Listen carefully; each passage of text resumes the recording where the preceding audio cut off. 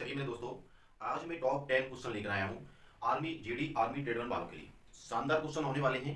बार बार ये क्वेश्चन परीक्षा में रिपीट हो रहे हैं। साथियों, संभावना बन रही है कि अब की बार इस क्वेश्चनों से आपको क्वेश्चन मिल जाए। तो दोस्तों, वीडियो को पूरा देखना है, अंत में जाकर वीडियो को दबाकर शेयर भी करना है।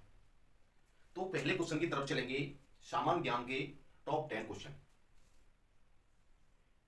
देखिए, पहला क्वेश्चन कह रहा है विश्व स्वास्थ्य दिवस कब मनाते हैं?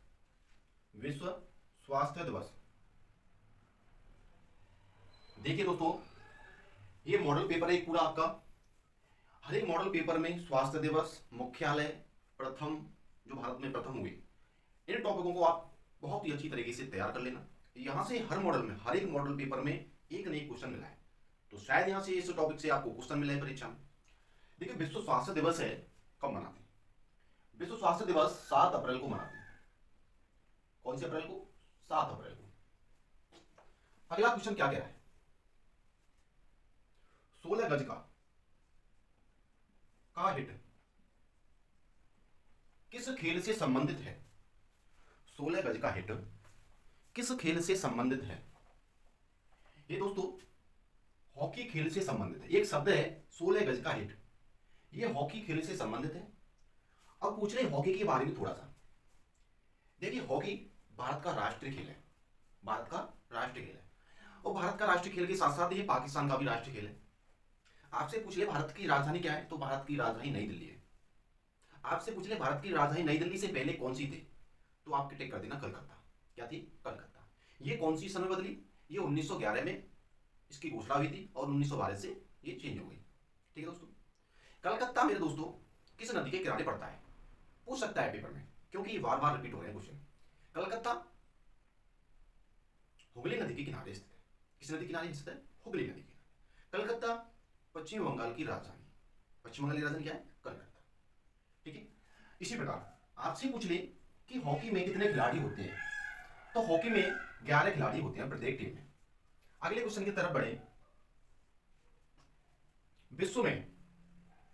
विश्व में सबसे ज्यादा जूट कहां होता है? सबसे ज्यादा जूट कहां होता है? सबसे ज्यादा जूट कहां होता है? देखिए दोस्तों, विश्व में सबसे ज्यादा जूट बांग्लादेश में होता है। कहां होता है? बांग्लादेश में। ये दोस्तों करंट का क्वेश्चन है।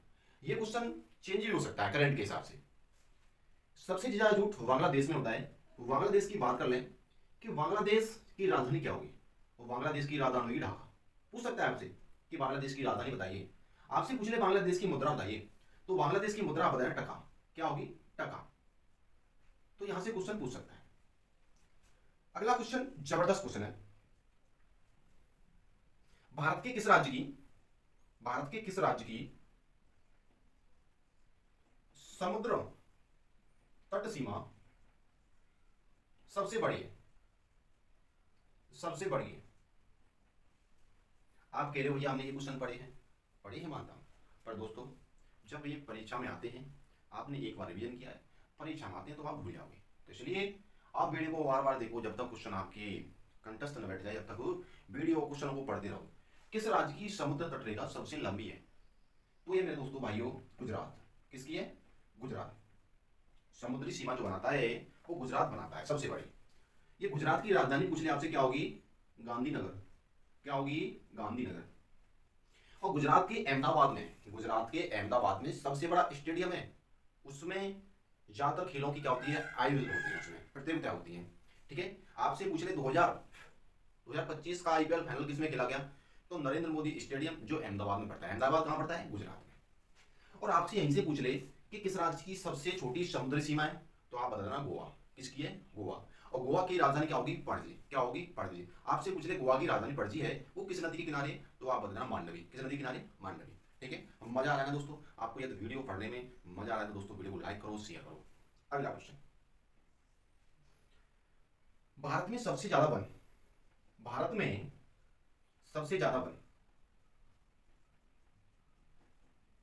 किस प्रदेश में पाए जाते हैं? किस राज्य में पाए जाते हैं? किस राज्य में पाए जाते हैं?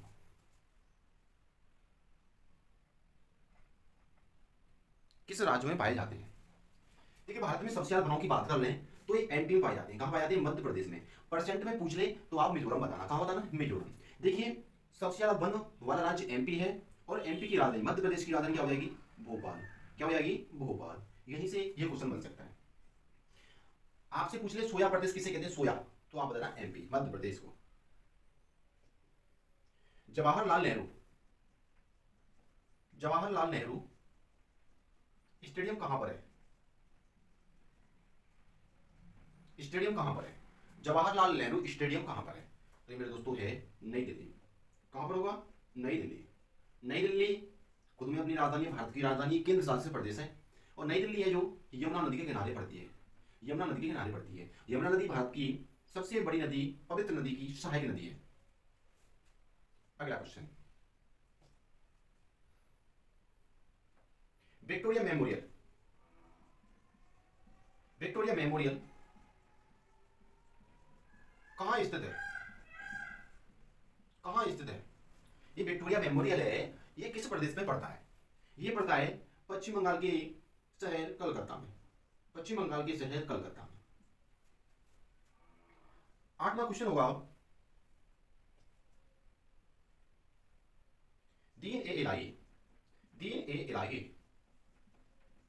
की स्थापना किसने करी?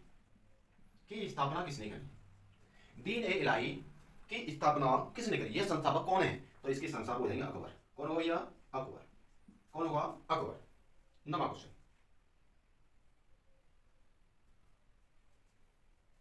एक मील में, एक मील में कितने किलोमीटर होते हैं? कितने किलोमीटर होते हैं?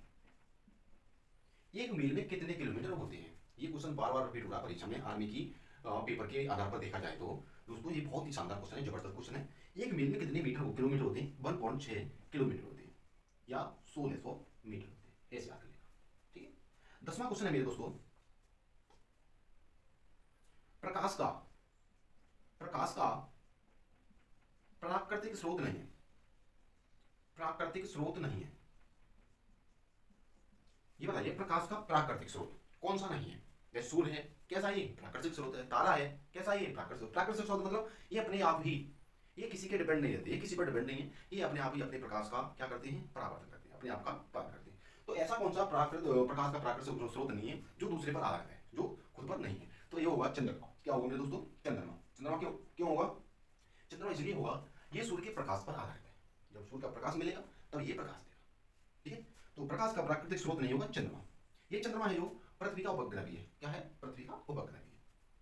तो साथियों आपको वीडियो अच्छी लगी हो, आपको टॉप 10 क्वेश्चन अच्छे लगे हो आर्मी के नजरिए से, तो वीडियो को लाइक करें, शेयर करें। यदि आपने इस चैनल को सब्सक्राइब नहीं किया दोस्तों, प्लीज चैनल को सब्सक्राइब भी करें। अगली वीडियो लेकर आऊंगा टॉप 10 क्वेश्चन रीजनिंग के।